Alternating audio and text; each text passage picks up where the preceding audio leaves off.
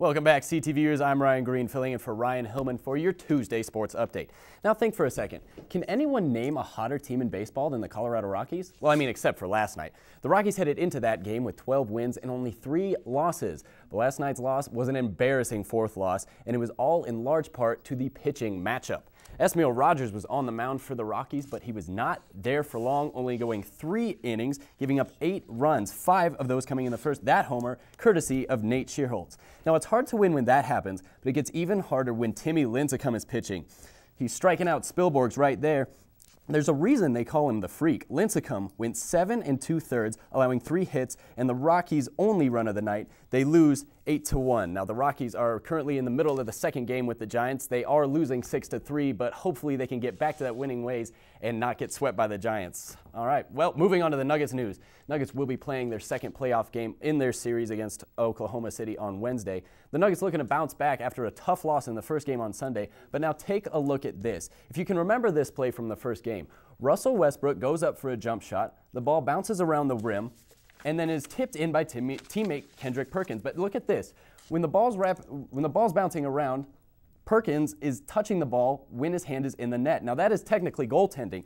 And the NBA came out today with a statement and said the basket should not have counted and that the referees made a mistake. They released a quote saying, "Although a player is permitted to touch the net while the ball is in the cylinder above the rim, Perkins also touched the ball while it was in the cylinder, which is a violation and constitutes goaltending." Now, while it's hard to tell if that basket would have changed the outcome of the game, I'm guessing the Nuggets would have liked that call to go their way at the time of the violation, not 2 days later. Well, that's a tough break for the Nuggets, but nothing they can do now but hopefully go out and get a win tomorrow in tomorrow night's game. All right, well, guess who made his way to Denver last night? That's right, that guy right there, Cam Newton, Heisman Trophy winner.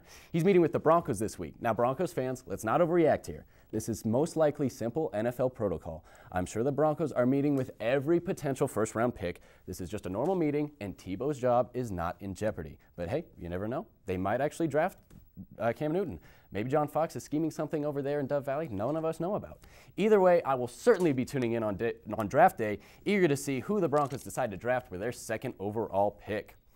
Now, did you see this last night? Aroldis Chapman, a relief pitcher for the Cincinnati Reds. Now, you might remember him throwing a pitch 105 miles an hour last year. Well, last night he tried to do himself one better, literally. That corner gun says 105, but the stadium gun caught him at 106 miles an hour. That would have been the fastest recorded pitch in baseball if they didn't go back and see that the pitch was only going around, well, 102 miles an hour. Maybe the home stadium jacked up their gun a little bit. So no new record for Chapman, but Eugene, Dan, I did some math.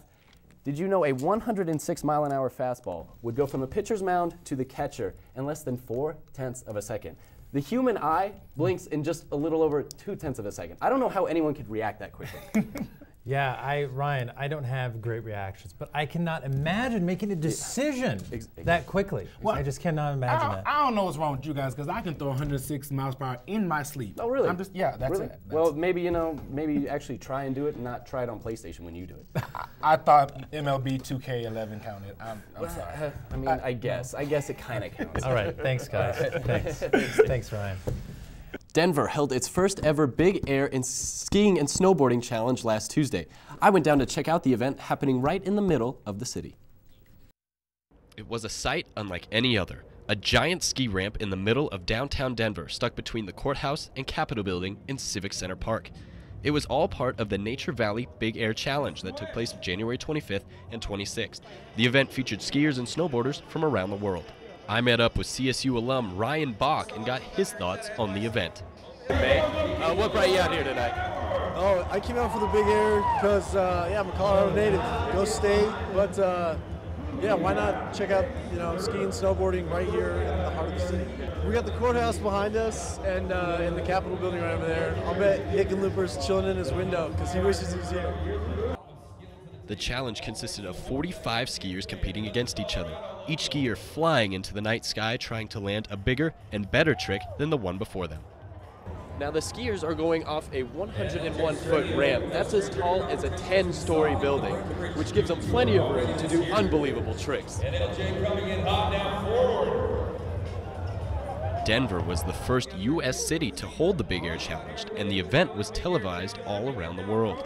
And Bach hopes this isn't the only year Denver holds the event. So if they had this every year, would you definitely come?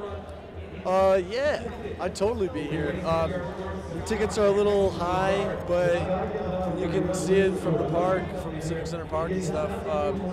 Yeah, if you can afford a ticket, you should totally support skiing and snowboarding in Colorado.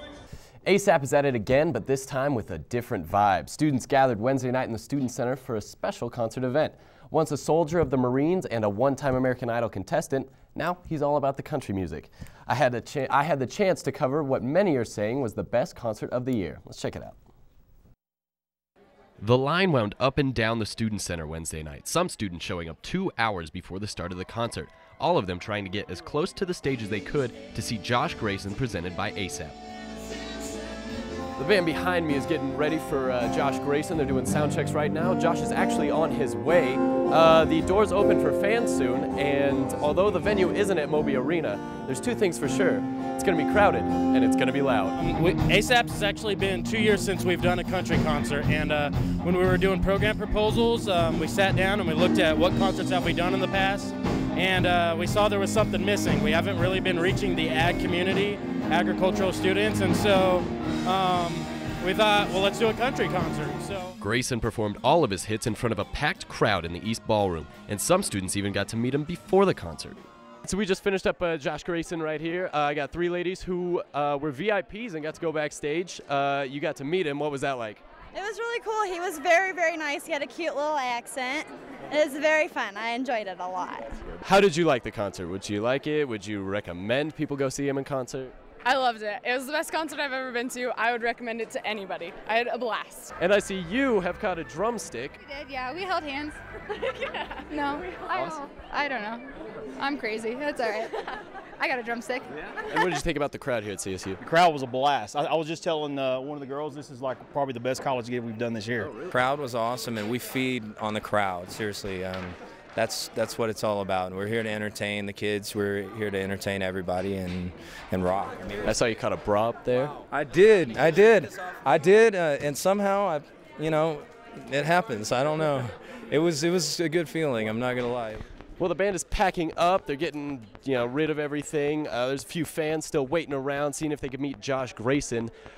Josh completely rocked the house tonight. The fans were going nuts. The music was fantastic. It was everything you could want here at a concert in CSU. Ryan Green, CTV News.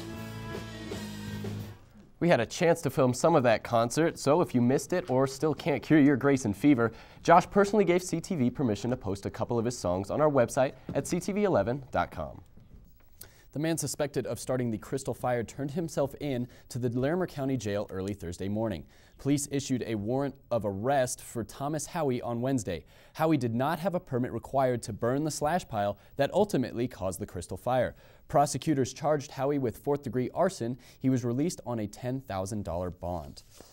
But on a lighter note, CSU has once again scored as one of the top green colleges in the U.S. The Princeton Review's Guide to 311 Colleges ranks CSU as the greenest university in the state of Colorado. The Princeton Review highlights universities that demonstrate notable commitments to sustainability in their academic offerings, career preparation, activities, and campus infrastructure. CSU scored a 93 this year, which is 2 points up from last year. Well, a good question is, can video games benefit your mental health? Adam Akers-Mader has answers from the experts on this week's Run or Buy. And Easter is only a few days away, but will there be enough warm weather for an Easter egg hunt? Well, Hannah Tran will let us know what to expect after the break.